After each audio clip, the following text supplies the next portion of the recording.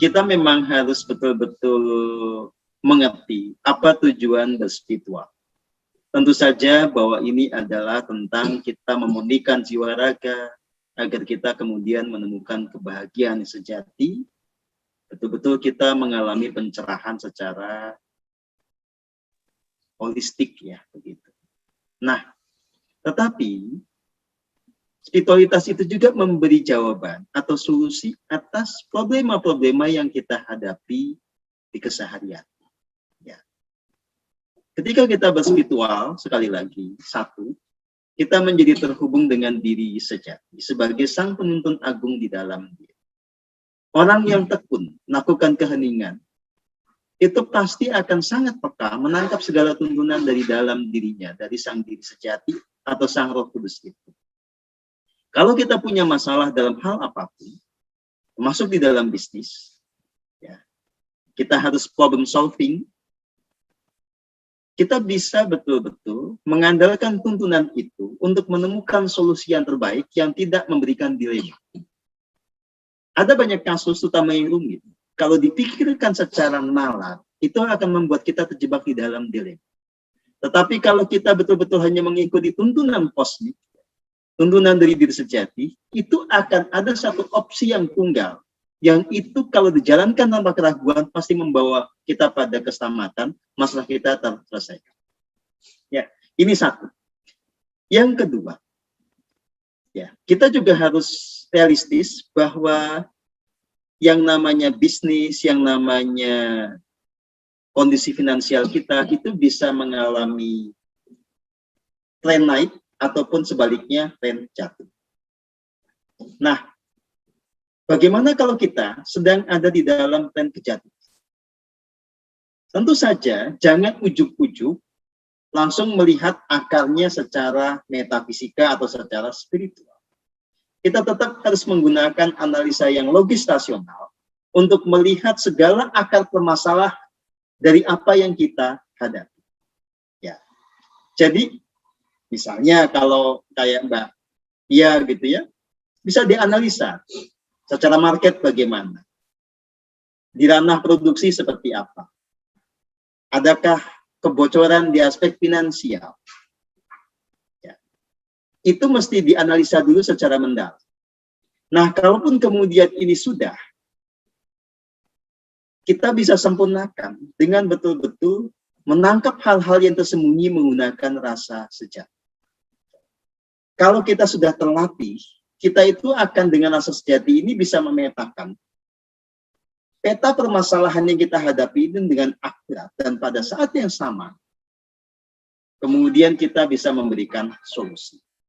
Nah, berikutnya juga, kita akan mengerti bahwa ada kalanya kejatuhan secara finansial itu terjadi bukan semata-mata karena masalah teknis, atau sama sekali bukan karena masalah teknis, tetapi masalah energi. Ada case di mana misalnya kita membuat kesalahan yang fatal, itu pasti menutup rezeki. Dan kalau kita di posisi sebagai penanggung jawab sebuah bisnis, itu akan berimbas pada banyak orang. Ada case juga misalnya, bisnis kita itu dihalangi oleh kompetitor. Kita mungkin tidak berpikir bahwa ada kompetitor, tetapi orang lain bisa menganggap kita sebagai kompetitor. Dan sangat lumrah bisnis ini untuk menjatuhkan kompetitor itu menggunakan kekuatan metafisika. Ada case di mana misalnya sebuah toko gitu ya, itu ketutup. Konsumen nggak bisa lihat gara-gara ditutupi, diselubungi oleh kekuatan supranatural. Ya. Atau apapun juga lah bentuknya nanti. Ada klien yang sudah mendekat tiba-tiba menjauh nggak jelas. Ya, tiba-tiba dia tidak nyaman sendiri. Nah, hal-hal seperti ini itu harus kita selami secara apa adanya. Nah, lalu bagaimana solusi yang terpadu untuk semua itu? Satu, ya, sekali lagi, analisis rasional terhadap permasalahan harus dilakukan.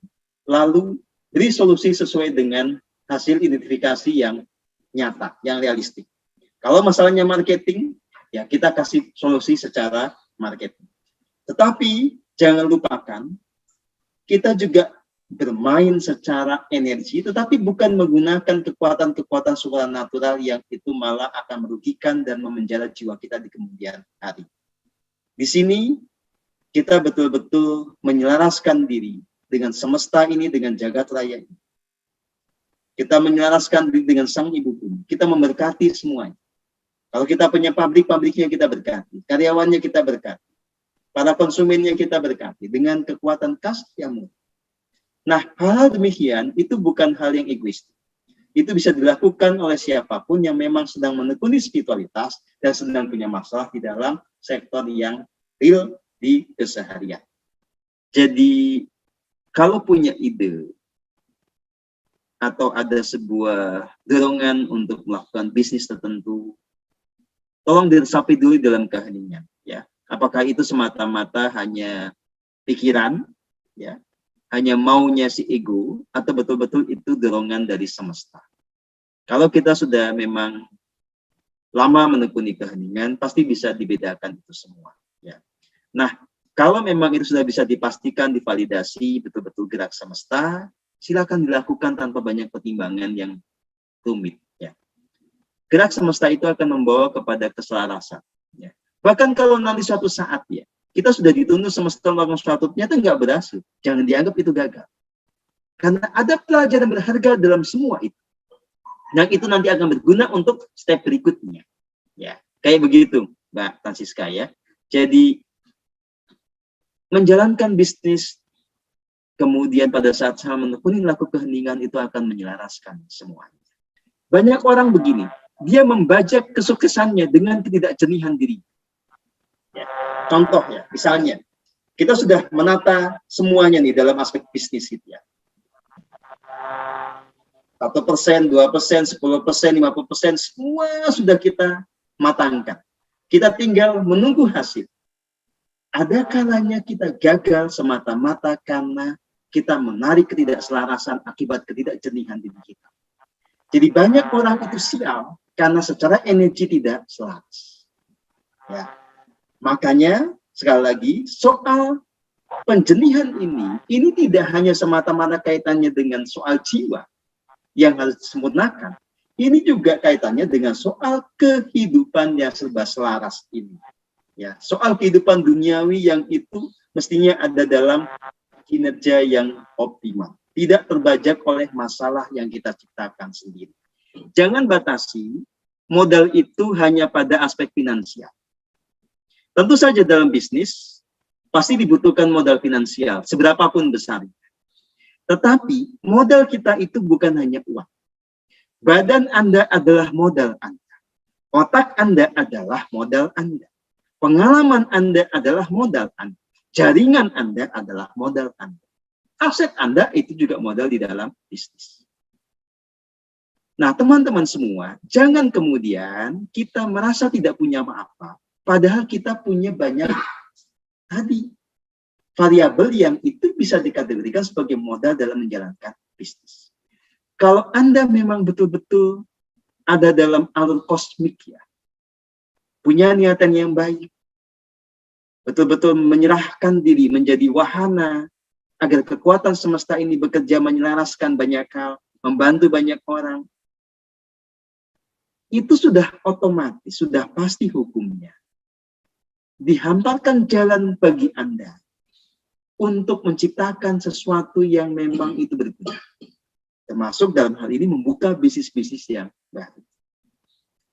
Saya jelas bukan orang yang sejak awal sudah punya modal finansial yang memadai. Tetapi saya punya gagasan, saya punya energi, saya punya jaringan. Ya. Itu yang kemudian didaya gunakan agar ada sesuatu yang baru tercipta. Ya. Maka kini saya punya namanya PT BNGR bersama Mas Eko, Pak Vijay, ya. Kemudian ada yang bergabung lagi Pak Agus Manjur dan macam-macam. Kemudian kita juga mendirikan PT Avalon, ya. Terus ada penerbit Mahadaya macam-macam itu. Itu betul-betul didirikan secara mengalir, mengikuti tuntunan dari relung hati dengan proses yang sangat bertahap, ya, step by step tetapi mantap pasti menuju kepada kemajuan. Ya, begitu. Nah, buat teman-teman yang masih merasa bingung, sudah santai saja. Kalau belum mengerti mesti berbuat apa, fokus pada pemurnian kita. Lalu Buka horizon Anda dengan banyak membaca, banyak melihat realitas, banyak jalan-jalan. Buka pergaulan Anda seluas-luasnya. Anda perhatikan orang-orang yang berbisnis dalam berbagai skalanya. Anda pelajari semua, ya, dengan pikiran yang terbuka, dengan hati yang tulus. Anda akan mendapatkan inspirasi yang nanti akan membuat Anda mengerti apa yang harus dilakukan. Ya, begitu.